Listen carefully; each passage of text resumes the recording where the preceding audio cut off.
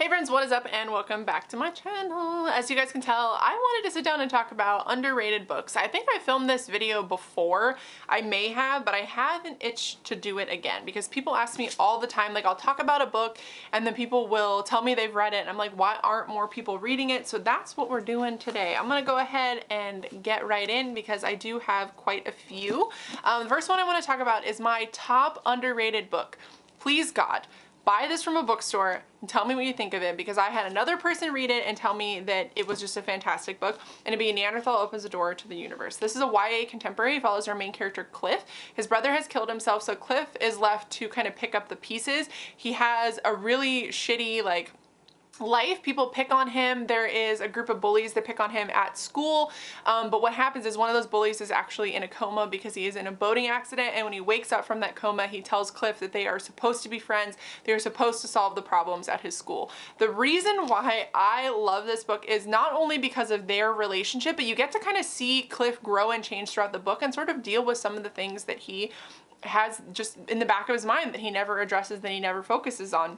It's a very heart-wrenching book, but it's very fun. It's like a high school setting. Obviously, there's a lot of mischief that happens. There's a lot of cute storytelling, but Cliff as a character is very self-deprecating, which once again is one of my favorite kind of characters in books. Y'all are sleeping on Preston Norton. Please God, go read this. It's just, like I said, very sweet, very fluffy, but also kind of hard-hitting at the same time.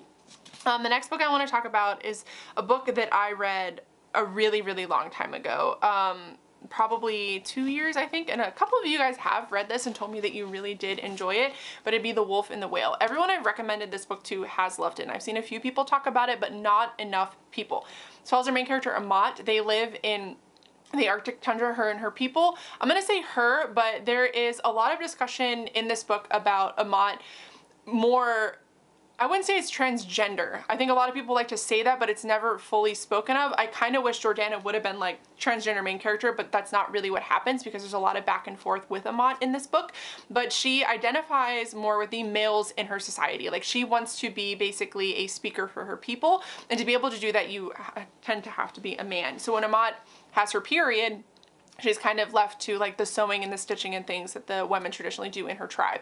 This book is not what you think it is. About halfway through the book, it takes a very dramatic turn. There is rape and animal death and a lot of cruelty in this book, but it's mostly about gods. So Amat's people obviously believe in their very traditional gods, and then there are also Norse men, I believe, in this book. I think they're Norse, and their gods and kind of how they come together.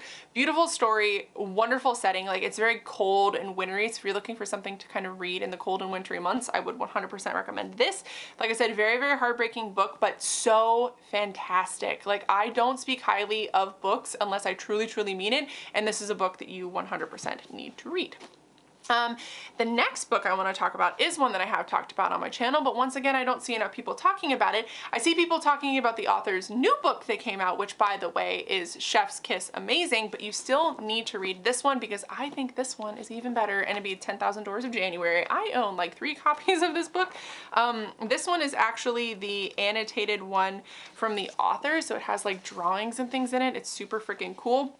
But basically this follows our main character, January Scholar, and she is a young Indian girl, Native American. I believe it's Native American. I believe it takes place in America, but she is left with this older gentleman because her dad actually goes out to find artifacts. And basically January just gets into a lot of trouble. This book has a lot of magic and being able to teleport through doors and an epic love story that goes throughout the entire book. If those are things that you're looking for, 100% read it. It has very fantastical kind of writing style. You can tell that Alex is a reader. It definitely has that reader feel, and I 100% recommend it if you have not read it.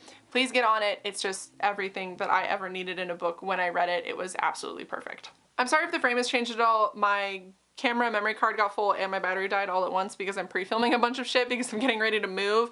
But moving into the next book, Kings of the Wild by Nicholas Eames. This is one of my favorite fantasy books of all time. This is definitely one of those books that makes you fall over laughing, crying, it's just the best.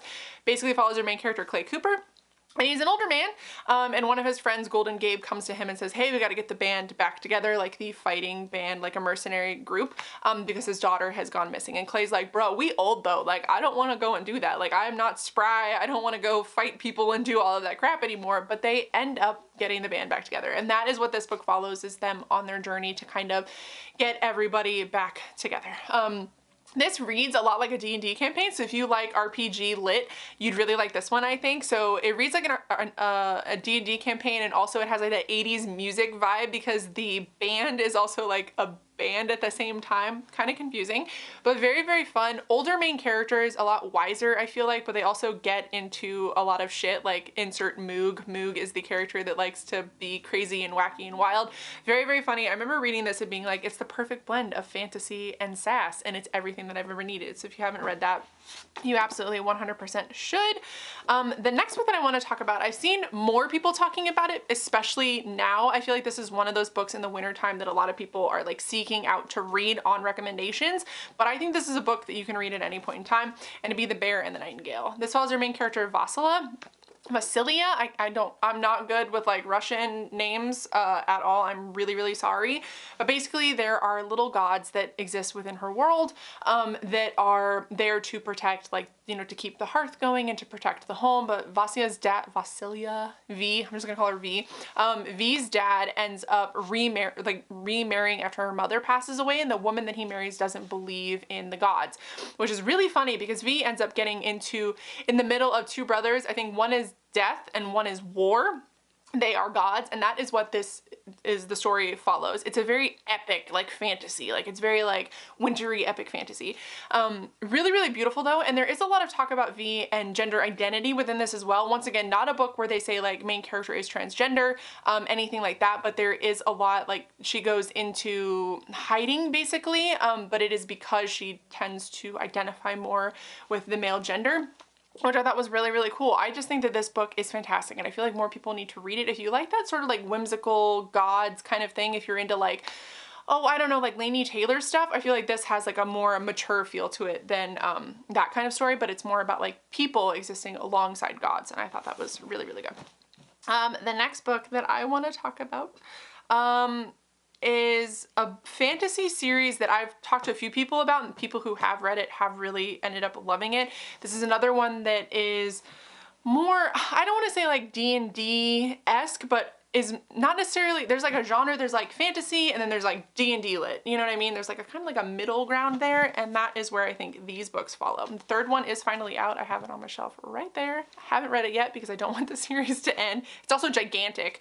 It's The Shadow of What Was Lost by James Isington.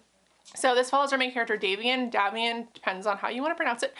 Overall, there are groups of like mages, and there are these people, like when the story starts out, they're in this school essentially, and they are attempting to test to see kind of where they fall on like mage.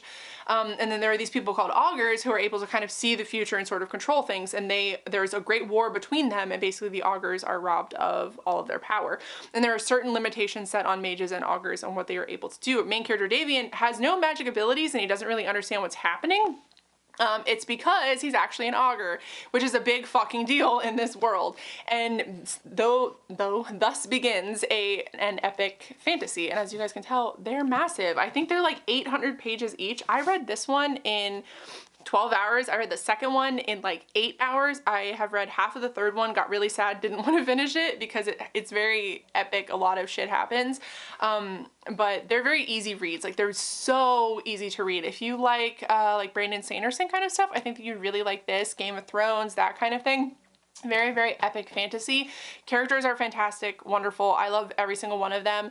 There's a lot that happens throughout the book that you're just like, my babies, but this book is pretty brutal. But overall, the story is very interesting because Davian, after finding out he's an augur, there's a gentleman that he's supposed to go and meet because apparently he knows sort of what he's supposed to do and that he plays a bigger part in things, and it just kicks off from there. This book is very extensive, it's definitely one of those, like I said, very epic, but oddly easy to read. It's very, very good. If If you haven't read it, I would 100% recommend. Second one is called An Echo of Things to Come, and the third one is called The Light of All That Falls. I actually just got the paperback because I got the hardcover because I requested all of these from Orbit. I got the hardcover of the third one and they just sent me the paperback, and I'm so glad to have my series finally all put together. And the last book that I want to talk about is another one y'all are sleeping on, even though I've been talking about it for years, and it'd be Sleeping Giants by Sylvain Neuvel. I actually want to read his new book. Basically, if you've been here any amount of time, you'll know I've talked about this before. It's about a young girl who went out riding her bike on her birthday, falls into a giant robotic hand when the earth splits open. Fast forward however many years, she's actually the scientist working on putting that robot back together. This is an interesting story because it's also upside down, because it is told in interview form. So there is an interviewer that asks questions, and then you get to know the characters by their responses. So you get to learn who is who and more about them. That format changes the further along in the series you get. The third one is actually my favorite one, and it is the one that is told more traditionally in like actual story form. My favorite character from the novel is actually the interviewer, the gentleman who's interviewing everybody. But this book is just the perfect blend of sci-fi and story. Like for me, it's very X-File-y. X-Files, if you ever watched X-Files, one of my favorite shows, it reads a lot like that. Like there's like, you know, the Marlboro Man from X-Files, the smoking man, whatever you want to call him. Kind of like the interviewer kind of reminds me of him a little bit, but I just think that this series is fantastic, and there's so many things you can learn from it as well, especially the final book. There's so many life lessons, and this whole series just like speaks to me in a way, and the characters are fantastic, and the way that you get to kind of learn who they are and like what they stand for and, you know, their lives in general. I think that it's done in a really fantastic way, and definitely very unique and very, very fun. Especially if you are a fan of, well, apparently Pierce Brown and Blake Crouch both reviewed and loved this book. So if you're a fan of them and you tend to like the books that they recommend, I would 100% recommend it. So those are the books that I think you guys need to get to. If I had to pick one book that I need you to read, it'd be Neanderthal Opens the Door to the Universe, especially if you are into YA contemporaries. 100% check that out. But I think we got a good collection that you can choose from. We got some sci-fi, we got some contemporary fantasy. You got a little bit of everything. But let me know down below a book that you love that you never hear anybody talking about. But I love you guys so much. Thank you for watching. I hope you guys enjoyed, and I will see you in my next video.